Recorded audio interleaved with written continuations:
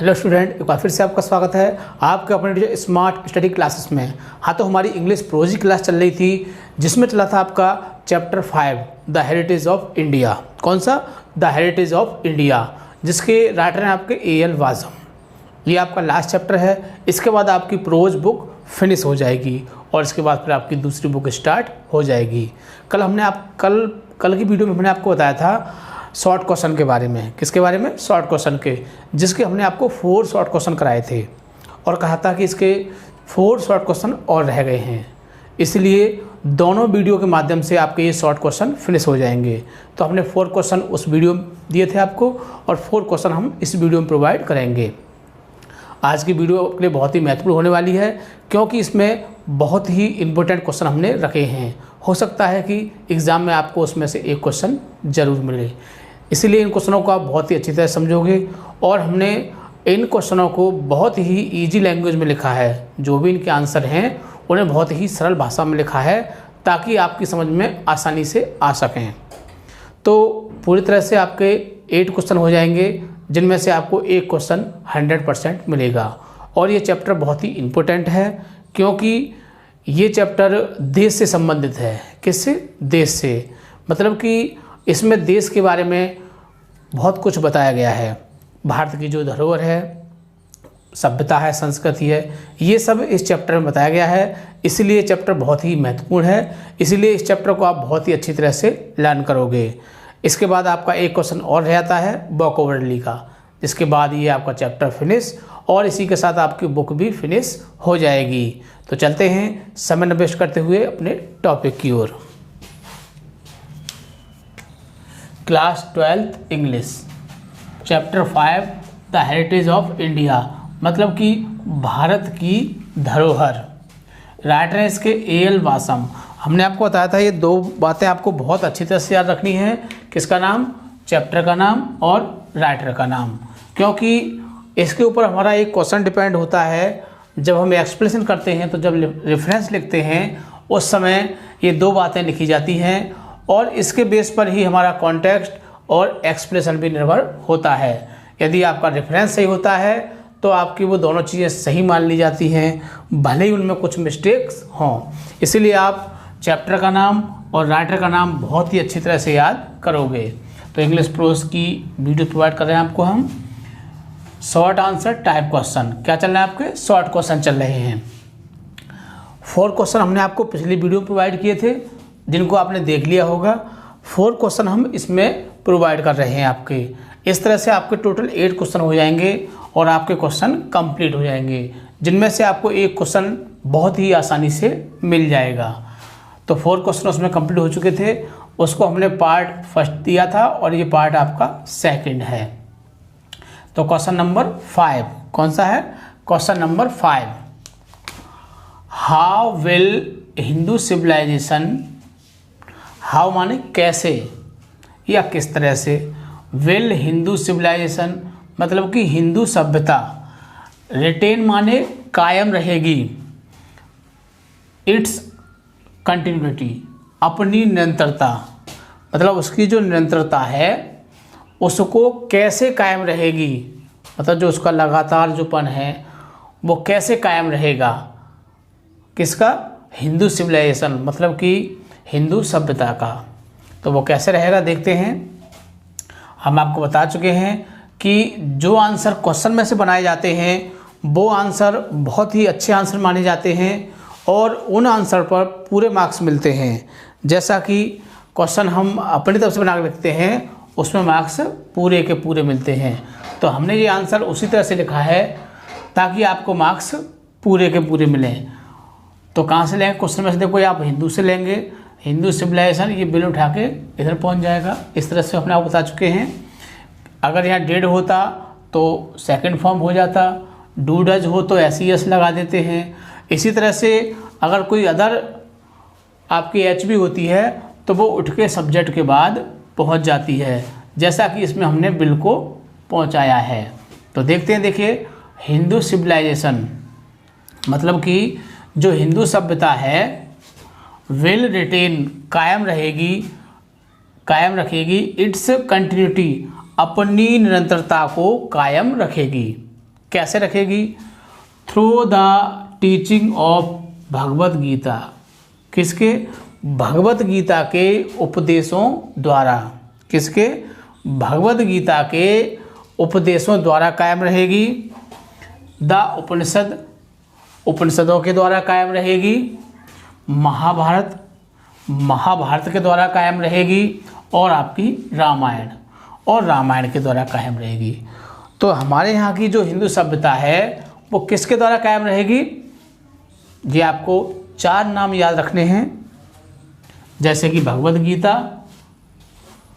उपनिषद। भगवत गीता कर्म के लिए प्रेरित करता है, उपनिषद विचारों के लिए, और महाभारत से हमें ज्ञान मिलता है और रामायण से भी हमें ज्ञान मिलता है। तो इस तरह से बहुत ही आसानी से आप इस क्वेश्चन के आंसर को याद कर सकते हो, क्योंकि यहाँ तक तो आपका क्वेश्चन में से ही हो गया। इसके बाद यहाँ से आपको याद करना है through the teaching of Bhagavad Gita. आप जानते हैं भगवत गीता, इसके बाद the Upanishad, the Mahabharata and the Ramayana. तो इस तरह से आप आंसर को बहुत ही आसानी से याद कर सकते हो। 2 बार पढ़ोगे आपको आंसर बहुत ही आसानी से याद हो जाएगा। तो आगे देखिए 6वां क्वेश्चन।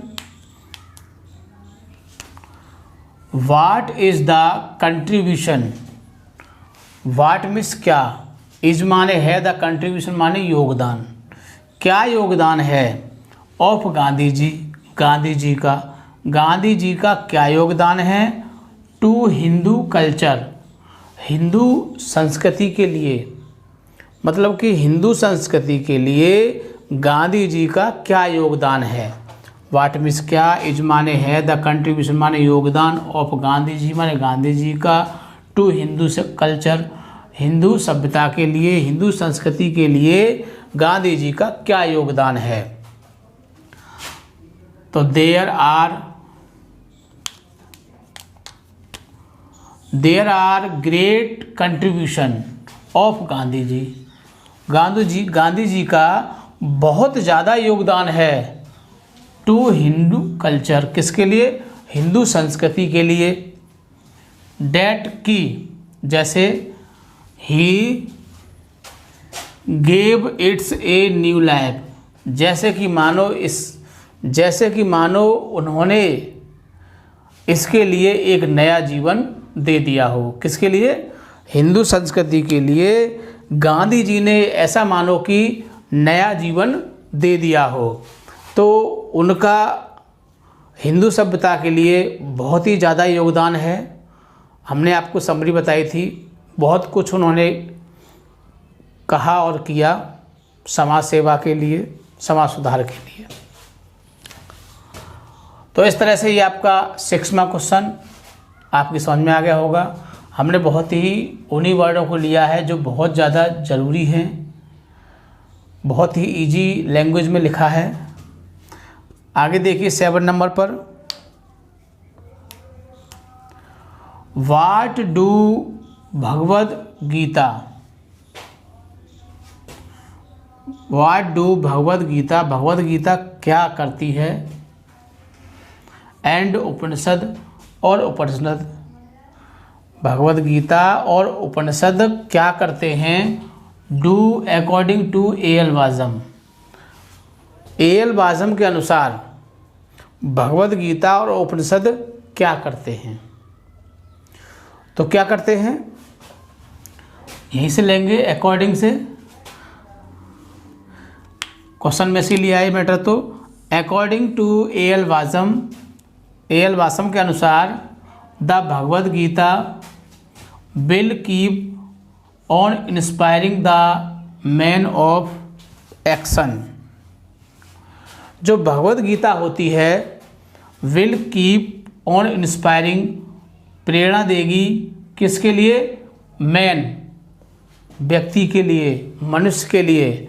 तो भगवद गीता जो होती है वो प्रेरणा देती है किसके लिए? मनुष्य के लिए। एक्शन, ऑफ एक्शन, कार्य करने की, मतलब भगवद गीता के द्वारा मनुष्य को कर्म करने की प्रेरणा दी जाती है। एंड और उपनिषद द मैन ऑफ थॉट, और उपनिषद के द्वारा मनुष्य को विचारों का ज्ञान दिया जाता है या विचारों की प्रेरणा दी जाती है। तो दोनों बातें क्लियर हैं। किससे? भगवद गीता के द्वारा मनुष्य को कार्य करने, कर्म करने कि क्या करना है, क्या नहीं करना है, कौन सा कर्म अच्छा है, कौन सा कर्म बुरा है, इस चीज़ की प्रेरणा किससे मिलती है? भगवद गीता से। और विचारों को सही करने की, विचारों को सही बनाने की प्रेरणा किससे मिलती है? उपनिषद से। तो हमने दोनों बातें इसमें दी हुई हैं और इसमें यही पूछा है कि ए.एल. वाज़म के अनुसार भगवद गीता और उपनिषद क्या प्रेरणा देते हैं, क्या होता है इनसे। तो इस तरह से आपका ये 7 क्वेश्चन। आगे 8वां क्वेश्चन बहुत ही इम्पोर्टेंट है, देखते हैं। What is the future? What means क्या, इज माने है, द फ्यूचर माने भविष्य। भविष्य क्या है? ऑफ इंडियन कल्चर, भारतीय संस्कृति का। भारतीय संस्कृति का भविष्य क्या है? अकॉर्डिंग टू द राइटर, लेखक के अनुसार। फिर से देखिए, वाट मीन्स क्या। देखो, जब तक क्वेश्चन समझ में नहीं आएगा आंसर लिखने में बहुत ही दिक्कत होगी। इसीलिए पहले क्वेश्चन को समझना है ठीक प्रकार से, तभी आप उसका आंसर लिख पाओगे। तो वाट मीन्स क्या, इज माने है, द फ्यूचर माने भविष्य, ऑफ इंडियन कल्चर, भारतीय संस्कृति का भविष्य क्या है, अकॉर्डिंग टू द राइटर, लेखक के अनुसार। तो आप कहाँ से लेंगे? यहाँ से लेंगे। अकॉर्डिंग टू द राइटर, लेखक के अनुसार, the whole face of Indian will change. According to the writer, लेखक के अनुसार, the whole face of India, Bharat का जो पूरा चेहरा है, भारत का जो पूरा रूप है, विल चेंज, वो बदल जाएगा। किसके अनुसार? लेखक के अनुसार भारत का जो चेहरा है वो पूरी तरह से बदल जाएगा। बट लेकिन इट्स कल्चरल, इसकी जो सांस्कृतिक ट्रेडिशंस, परंपराएं हैं, लेकिन इसकी जो सांस्कृतिक परंपराएं हैं या रीति रिवाज हैं, विल कंटिन्यू, हमेशा रहेंगी। मतलब कि भारत का जो ढांचा है, भारत का जो चेहरा है वो बदल सकता है या बदल जाएगा, लेकिन जो इसकी सांस्कृतिक परंपराएं हैं, रीति रिवाजें हैं, वो हमेशा लगातार रहेंगी। And will never be lost, और वो कभी भी ख़त्म नहीं होंगी। मतलब कि जो भारत की क्या है, जो रीति रिवाजें हैं, जो परंपरा हैं, वो कभी भी ख़त्म नहीं होंगी। विल नेवर बी लॉस्ट, कभी भी ख़त्म नहीं होंगी। किसकी? भारत की जो आपकी परंपरा है वो भविष्य में कभी भी ख़त्म नहीं होंगी। तो ये था आपका 8वां क्वेश्चन। इस तरह से हमने आपको 4 क्वेश्चन समझाए। टोटल क्वेश्चन आपके 8 हो चुके हैं। शॉर्ट क्वेश्चन जो है उनकी संख्या 8 हो चुकी है। आपको 8 क्वेश्चन बहुत ही अच्छी तरह से याद करने हैं। हमने आपको 2 पार्ट में वीडियो प्रोवाइड की। वो कारण ये था कि एक साथ अगर हम दोनों वीडियो प्रोवाइड करते तो आपको याद करने में बहुत ही कठिनाई महसूस होती। आप सोचते अरे एक साथ 8 क्वेश्चन कैसे याद होंगे। इसीलिए हमने 4 क्वेश्चन की 2 वीडियो प्रोवाइड की हैं ताकि आप उनको आसानी से समझ सकें और याद कर सकें। यदि वीडियो पसंद आए तो वीडियो को लाइक या शेयर करना नहीं भूलेंगे, क्योंकि आपका लाइक शेयर ही हमारे लिए बेनिफिट देता है। इसीलिए और इससे आपका फ़ायदा ये होगा कि आपके जो जानने वाले मित्र हैं उनको भी बेनिफिट मिलेगा। ठीक है, तो इस तरह से आप वीडियो को ज़्यादा से ज़्यादा शेयर करेंगे, सब्सक्राइब करेंगे, ताकि और भी लोग इस चीज़ का फ़ायदा उठा सकें। ठीक है, थैंक यू। जय हिंद, जय भारत।